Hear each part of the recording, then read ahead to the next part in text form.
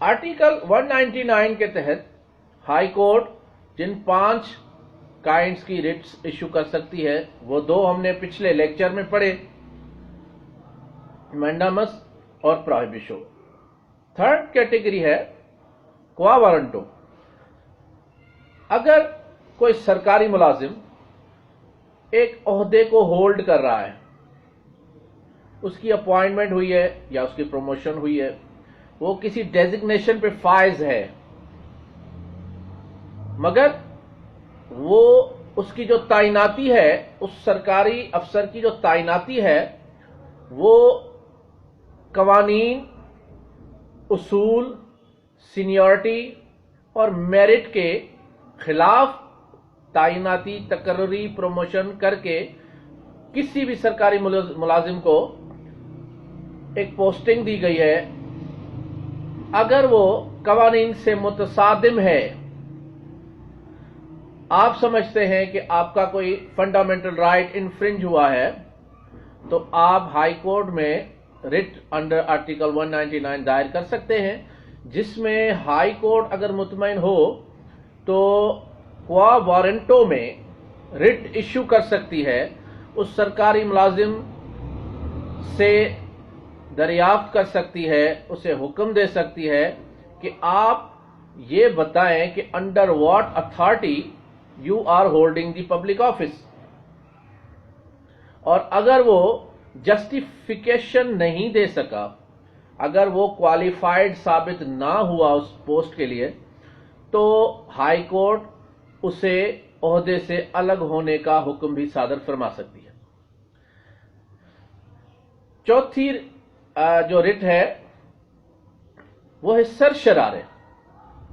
सरशरारे का मतलब है कि जैसे रेंट एप्लीकेशन है, आपकी जब रेंट एप्लीकेशन में ऑर्डर होता है, उसमें आपके पास अपील नहीं होती। किन सूरतों में होती है?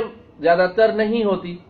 अगर आपके पास किसी भी ऐसे जुडिशियल ऑर्डर में अपील का, रिवीजन का हक नहीं है, तो फिर आप रिट जुरिस्डिक्शन में सरशरारे की कैटेगरी में, यानी आप रिट फाइल करेंगे और कहेंगे कि मैं इस अदालती ऑर्डर से मुतासिर हुआ हूं और मेरे पास कोई अपील का हक नहीं है, लिहाजा हाई कोर्ट इस ऑर्डर को कलअदम करार दे, तो फिर हाई कोर्ट अंडर आर्टिकल 199 इन रिट जुरिस्डिक्शन यानी रिट ऑफ सरशरारे में उस ऑर्डर को अगर आप मुतमईन कर सके अदालत को कि वो ऑर्डर आइन और कवानीन के खिलाफ पास किया गया, तो वो उस जुडिशियल ऑर्डर को सरशरारे की कैटेगरी ऑफ रिट में रिवर्स कर सकती है, सेटिसाइड कर सकती है, कलअदम करार दे सकती है।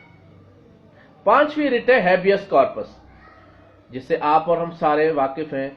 अगर कोई शख्स किसी सरकारी इदारे, पुलिस, इंटेलिजेंस एजेंसी की नाहक कैद में है, इलीगल कन्फाइनमेंट में है, तो हाई कोर्ट हैबियस कॉर्पस की कैटेगरी में रिट इशू कर सकती है कि जो शख्स जिसके बारे में आपने रिट दायर की है कि पुलिस या किसी सिक्योरिटी एजेंसी या किसी इदारे की इलीगल कन्फाइनमेंट यानी नाहक कैद में है, उसे फौरन अदालत आलिया में पेश किया जाए।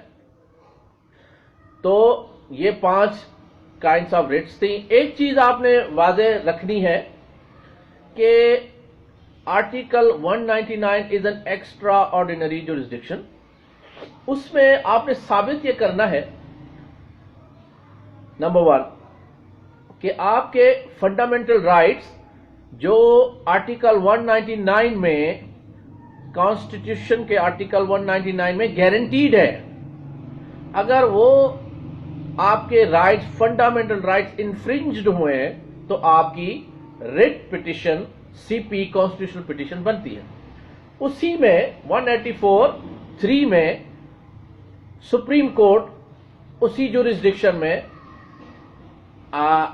On violation of the fundamental rights guaranteed under article 199 the constitution, original jurisdiction में सो मोटो भी chief justice of Pakistan, supreme court of Pakistan suo motu भी ले सकते हैं।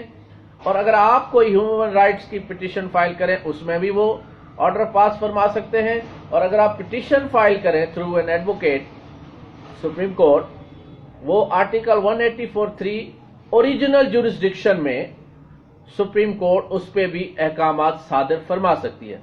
मगर इसके लिए जरूरी है आइन की जो रिट जुरिस्डिक्शन है और कॉन्स्टिट्यूशनल पिटीशन है उसकी एक रिक्वायरमेंट है कि वो किसी भी पब्लिक ऑफिस के किसी ऑर्डर के खिलाफ हो। यानी आप प्राइवेट शख्स के खिलाफ रिट फाइल नहीं कर सकते, आप किसी सरकारी या नीम सरकारी मुलाजिम या अफसर या डिपार्टमेंट के खिलाफ रिट फाइल कर सकते हैं। उसमें आपका एग्रीव्ड होना बहुत जरूरी है, यानी या तो आप पर्सनली एग्रीव्ड हो या फिर मैटर हो पब्लिक का, यानी पब्लिक एट लार्ज। तो आइन के जितने भी वकला आइन के अच्छी प्रैक्टिस करना चाहते हैं वो मेरा ये लेक्चर सुने और मेरा YouTube channel Ghulam Sajjad Gopang youngest advocate supreme court of Pakistan subscribe करें ताकि मेरे जो लेक्चर्स हैं वो आप तक पहुंच सके। Thank you very much.